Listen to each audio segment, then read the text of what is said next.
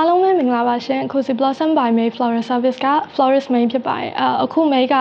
Akhayar Lifestyle ရဲ့ local guide မှာ mini pansy လေးကိုစီးပြသွားမှာဖြစ်ပါတယ်ရှင်